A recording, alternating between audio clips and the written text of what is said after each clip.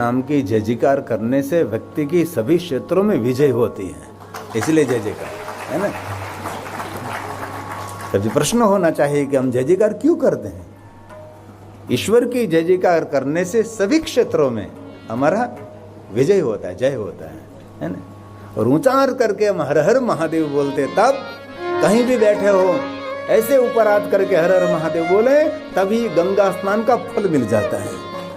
ये हर हर महादेव, ऊपर हाथ करके क्यों हम हर हर महादेव बोलते हैं? तो गंगा स्नान का फल तो मिलता है, लेकिन ऊंचे हाथ करके हर हर महादेव इसीलिए बोलते हैं, भगवान हम और किसी के शरण नहीं, हम तो तेरे शरण हैं। ये हर शरणागति का भाव है, शरणागति का भाव, हर हर महादेव, हर हर महादेव है ना, ये शरणागति का भाव है।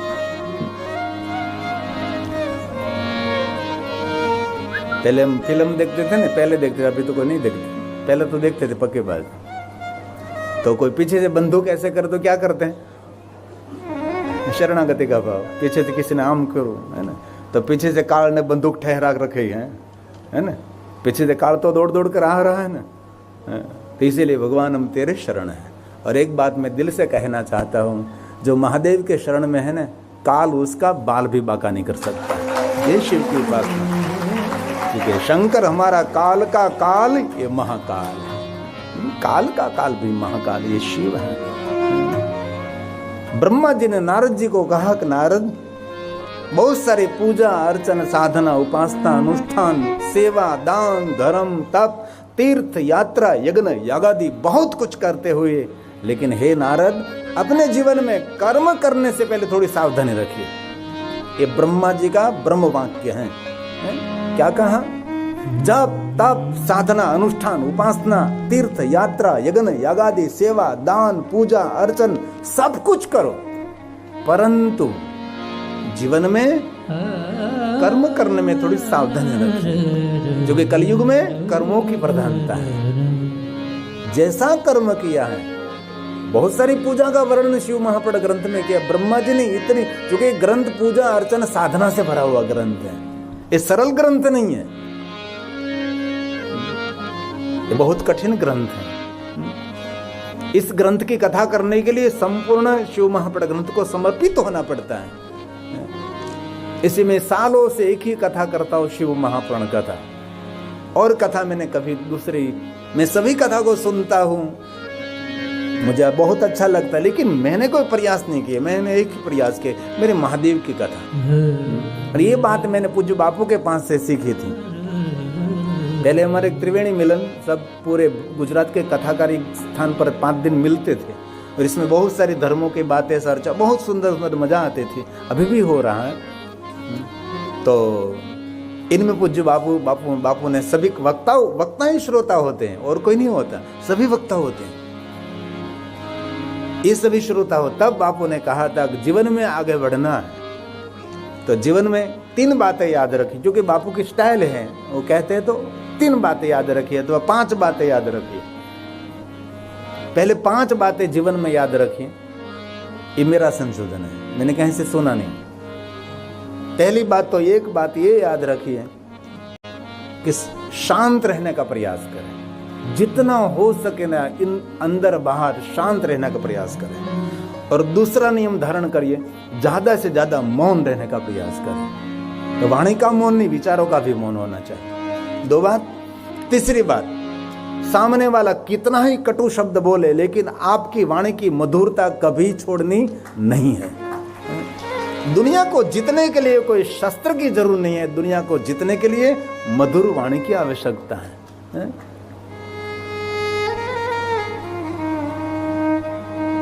कड़વું બોલવા વાળો માણસ મધ વેચવા બેસે ને તો એ તેનો મધ ન વેચાય, પણ મીઠું બોલવા વાળો માણસ તીખા મરચા પણ વેચી શકે છે। મધુર બોલવા વાળો માણસ તીખા મરચા પણ વેચી શકે છે। ચડે પડે માનવી જીભ વડે મીઠા બોલાવના માનવી તેનો જગમાં વાંકો ન વાળ। સ્વીટ ભાષા દુનિયાનું મોટું વશીકરણ છે, એટલું યાદ રાખજો। મોટું મીઠું એમાં ક્યાં ખર્ચ થાય આપણને મળે? शब्द संभाल कर बोलिए, शब्द को हाथ न पाओ। एक शब्द औषध करे, एक शब्द करे घाव। एक शब्द कोઈને जीवन पण आपी શકે, એક શબ્દ કોઈનું જીવન લઈ પણ શકે છે। कबीर ने कह दिया मीठा सबसे बोलिए सुख उपजे चहो। यहाँ से निर्णय ले लीजिए, मधुर बोलो, मधुर बोलो, मधुर बोलो। घर में बड़ा बड़ा फर्नीचर करने से घर स्वर्ग नहीं बनता। हमारा सुंदर नेचर से घर स्वर्ग बनता है, फर्नीचर से नहीं। हमारी वाणी मधुर होनी चाहिए, इसलिए कबीर ने कह दिया मीठा सबसे बोलिए सुख उपजे चहो। वशीकरण यह मंत्र है, तजिए बचन कठोर, तजिए बचन कठोर। इसलिए तीसरा ने मीठी वाणी, मधुर वाणी बोली। और चौथा नियम, किसी की गंदी बात करनी भी नहीं है और किसी की गंदी बात सुनना भी नहीं है, और पांचवा नियम, शुद्ध शाकाहारी रहना और निर्विषय रहना, एकदम पवित्र भोजन। जो भोजन कर रहे हैं वही आपका जीवन है, और कोई जीवन, यही जीवन आपकी जो थाली में है ना, वही आपका जीवन है। अन्न हमारी औषधि, अन्न हमारा जीवन है। इसलिए शुद्ध शाकाहारी पवित्र भोजन करिए। तुलसी पत्र जिन भोजन पर पड़ा है, ऐसा भोजन, तुलसी पत्र जिन भोजन पर रखा है, ऐसा भोजन। और निर्व्यसनी, कोई भी व्यसन नहीं होना चाहिए। और धीरे धीरे चाय पीते हैं तो चाय भी छोड़ दीजिए। ये कोई पीने की वस्तु नहीं, दुश्मनों को चाय पिलानी चाहिए। जठराग्नि पाचन शक्ति को खत्म कर देती है। ये आज खबर पता नहीं लगेगा, धीरे धीरे आयु बढ़ती जाएगी, पाचन शक्ति कम होती जाएगी, तब पता लगेगा कि चाय ने खतरा कर दिया। जिनको आदत पड़ेगी वो तो पीते रहो, कोई बात नहीं। लेकिन धीरे धीरे धीरे कोई जीवन में बंधन नहीं होना चाहिए, कुछ भी नहीं। तमाकू, गुड़का, मैंने पहले वो तो कहा તમારા દેશમાં માવો નહીં મળતો પણ અહીંયા મળે, બોલો માવો મળે, ગુડકા, તમાકુ અહીંયા જમાવટ છે, બોલો અહીંયા પણ ફેર એટલો છે કે અમે પિચકારી ગમે ત્યાં મારી ના જ્યાં ત્યાં મારી શકાતી નથી। शुद्ध शाकाहारी निर्व्यसनी, 5 नियम। पहला नियम शांत रहो, दूसरा नियम मौन रहो, तीसरा नियम मीठी वाणी बोलो, चौथा नियम किसी की गंदी बात करनी भी नहीं है और सुनना भी नहीं है, और 5वां नियम शुद्ध शाकाहारी निर्व्यसनी रहे। इसलिए बहुत सालों पहले जब मैं कथा क्षेत्र में जी प्रवेश कर रहा था, पढ़ रहा था, इसी समय में कथाकार मिलन में गया, तब पूज्य बापू ने कहा था कि कथाकार क्षेत्र में जिनको आगे बढ़ना है उनके जीवन में एक कंठ होना चाहिए। कंठ मतलब इष्ट देव। राम है तो राम, कृष्ण है तो कृष्ण, और महादेव है तो महादेव। एक कंठ हमारा धनी, एक कंठ होना चाहिए। तो हमारे तो पहले से, मैं तो 10 नाम, गिरिपुरी भारती, उतारा शंकर की आरती, हमारा कंठ तो महादेव है ही। बाद में दूसरी बात कही, एक जीवन में पंथ होना चाहिए। पंथ, पंथ तो हमारा सनातन है ही, क्योंकि स्वयं शिव सनातन है। महादेव का नाम भी ओम सनातनाय नमः, शिव जी का स्वयं नाम सनातन है। तो हमारा सनातन तो है ही धर्म, एक पंथ, मार्ग, रस्तों, रोड, सड़क। और तीसरा वक्ताओं के लिए कहा था, एक कंठ, एक पंथ, और जीवन में आगे निकलना है तो एक ग्रंथ का अध्ययन करें। एक ग्रंथ, एक ही ग्रंथ की कथा करें। भले सभी ग्रंथों का सपोर्ट लीजिए, सभी ग्रंथों की बात अंदर मिश्रित करते रहो, लेकिन कथा एक ही ग्रंथ। इसीलिए मैंने बात पकड़ कर रखी। मैं एक शिव महापुराण ग्रंथ को लेकर घूमता फिरता रहता हूँ। मेरे पास बहुत आते हैं कि आप राम कथा कर दीजिए, श्रीमद् भागवत कथा कर दीजिए, देवी पुराण कर दीजिए। मैं कहता हूँ सभी ग्रंथ मेरे लिए शिरोमान्य है, लेकिन मेरा विषय शिव महापुराण कथा है और कुछ नहीं। इसलिए शिव महापुराण ग्रंथ में विधि विधान, पूजा अर्चन बहुत महिमा है, लेकिन ब्रह्मा ने कह दिया सब कुछ करते करते करते करते जीवन में सावधानी रखिए। किस बात की सावधानी? कर्म करने की सावधानी। जो कलयुग में कर्म करोगे वही फल मिलता है। और कलयुग की विशेषता ये है कि इस जन्म में करो तुरंत उसका फल मिलता है। पहले क्या था कि इस जन्म में करो तो दूसरे जन्म में, तीसरे जन्म में, ऐसे ऐसे होता था। अब तो सब ऑनलाइन हो गया, आज करो तुरंत फल मिलता है। आज कर्म किया इसी समय, भोजन किया तुरंत स्वाद, तुरंत डकार। इसलिए भगवान महर्षि वेदव्यास जी ने कहा एवं ज्ञात्वा नर कुर्वन्। भगवान व्यास का वचन है, मैं तो मध्यस्थी हूँ, सिर्फ आपको शिव महापुराण ग्रंथ में जो कहा है आप तक पहुंचाने की मैं सेवा कर रहा हूँ।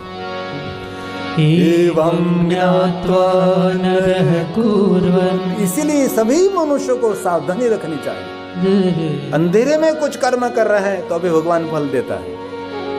किसी को पता नहीं ऐसे कोई सत्कर्म किया है लेकिन भगवान उनका फल देते हैं। किसी को पता ना हो ऐसे कोई को कर्म किया है उसका भी फल मिलता है। एक गुरुजी थे, उसके शिष्यों को कहा, 2 शिष्य थे, उत्तराधिकारी बनाना था कि मेरे के बाद गुरु गद्दी पर वैसे उत्तराधिकारी जिनको कहते हैं।